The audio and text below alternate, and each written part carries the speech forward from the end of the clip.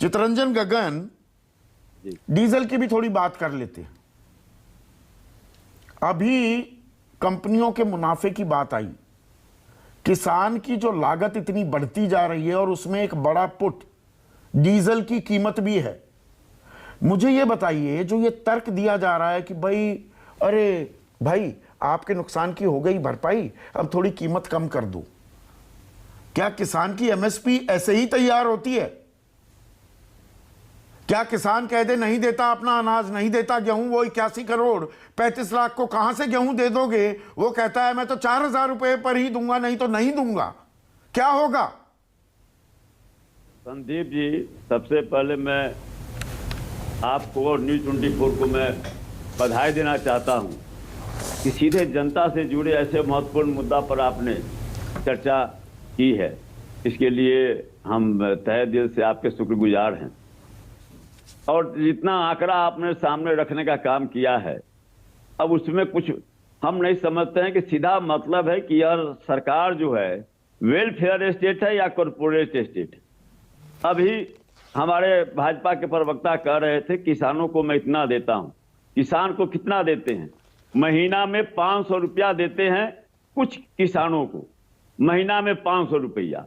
और डीजल पर कितना जो है सो ये मुनाफा कमा रहे हैं, उसको आप देख लीजिए। यूपीए की सरकार थी तो डीजल पर जो है तो नियंत्रण था सरकार का, और पेट्रोल को मार्केट को अपना हवाले कर दिया था। जब इनकी एनडीए की सरकार बनी तो डीजल जिसका सबसे ज्यादा, जिससे किसान प्रभावित होता है, उसको भी इन्होंने मार्केट के हवाले कर दिया।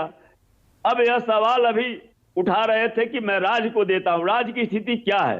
राज्य में देखिए अभी 100 से ऊपर केंद्र प्रायोजित योजना है, जहां यूपीए सरकार के समय में और चाहे वाजपेयी जी की भी सरकार थी तो कई योजना 90 और 10 के रेशियो में राज्य सरकार को देना पड़ता था। 90% केंद्र सरकार देती थी, 10% राज्य सरकार को देना पड़ता था। बाद में वह 60-40 हुआ।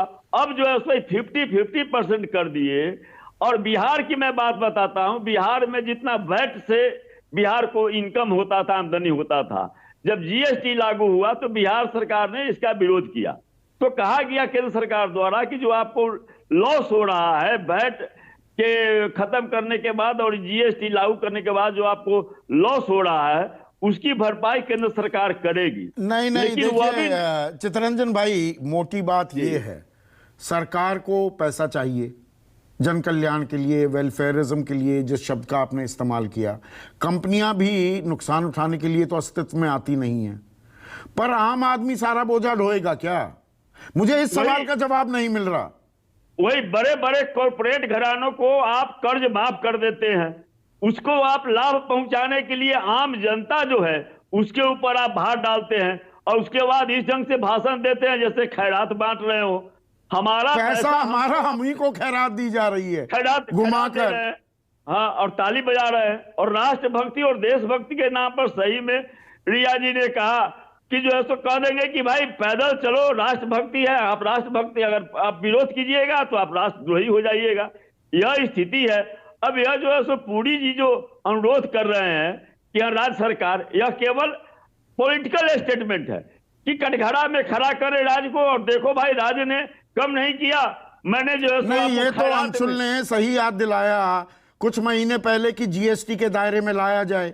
अरे जीएसटी के दायरे में कोई लाने को तैयार नहीं होता। जीएसटी काउंसिल की बैठक हो जाती है, उसमें भी ये कि बीजेपी लाएगी या विपक्ष मना कर रहा है या सब साथ नहीं हो पाते हैं। ये जीएसटी में ही आ जाए। हाँ, वही डिमांड है। तो सब लोगों का डिमांड है कि भाई जीएसटी में, पर हो नहीं पाता है।